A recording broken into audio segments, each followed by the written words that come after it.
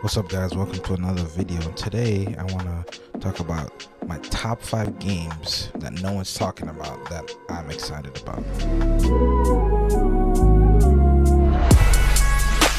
Alright, so with my top 5, the first one with these games nobody's really talking about, but they're just slipping right under the radar. My first one is going to be Far Changing Tides. It's from the developer of Motive, and the publisher is going to be Frontier Development. All right, so this should come out for all consoles and PC and all that. I mean, that's what it says, but for the most part I've only seen it on console with the recording of this video. But yeah, this is pretty cool. It's like set in a really beautiful world. You get to take control of a ship. It's in this flooded world. It's kind of like that movie Waterworld.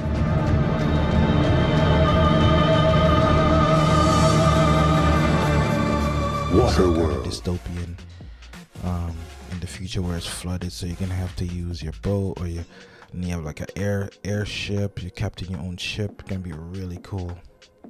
So this is gonna go down that route of like total fantasy, some action and things like that. All right, next we have Stray Blade.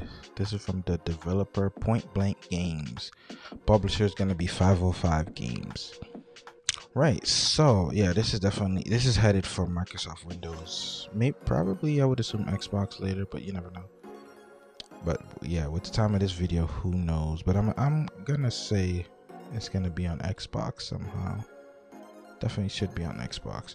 But yeah, so this game is cool. It's kind of it kind of has the art style Dauntless.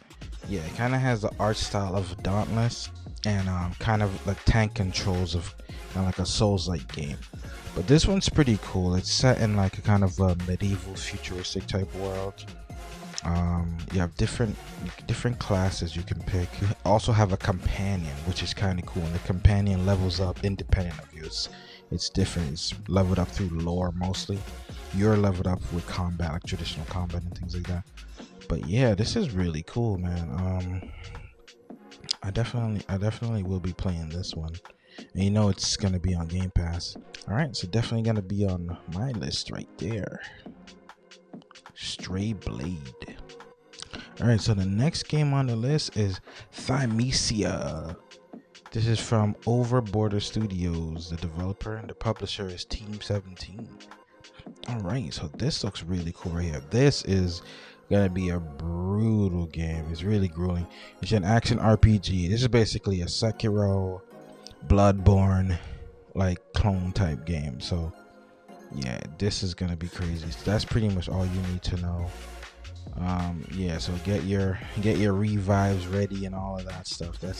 These games are so grueling, but they're so worth it in the end. So there's gonna be a lot of replayability with games like this, trying to get to learn all the combos, trying to get to learn all the deflections and things like that. So I would love to I'm definitely gonna keep my eye on this game to see more about the combat.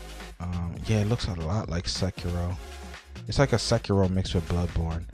So because you can dodge, but I don't see any like meter or anything.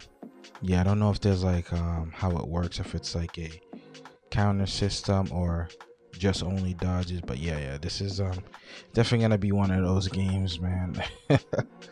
That's gonna get you like frustrated. But yeah, it's a cool little character. I like that time period. It looks like the Black Plague type time period. That looks really cool. So I love that. So hopefully the story is pretty decent, but we'll see. But yeah, Tizia is looking really good. All right, next on the list is a fun-loving game right here. Is Digimon V. So Digimon V, at first view, you're gonna say, oh, Pokemon clone, you know. But there's a lot of games like Pokemon. There's Pokemon. There was Digimon. There's a lot of mons out there. So all right, you know, I'm not gonna hold that against it, but it looks pretty cool, really colorful. A game like this is gonna be great. Even for mobile, you can tell. But yeah, Digimon V is pretty cool.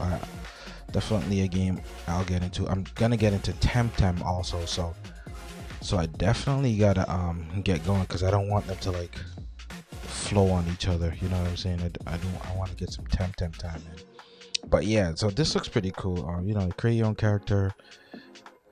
And what's interesting with this one is third person, which is really cool. So it's a lot of over the top events. You can fly around, but yeah, you can also go and collect different monsters you can battle. I think you can also play with other people too. So yeah, it's like a MMO right there. So that's pretty cool. Yeah, it's you're a lot more involved with your creature, you know. So yeah, this is pretty cool. We'll see what they what it's gonna be when it's all said and done. Like, yeah, sometimes you see the trailer and everything, but a game like this doesn't have to be super crazy graphics. It's really that mindset, that fantasy of just collecting different creatures and battling. Yeah, that it just never gets old.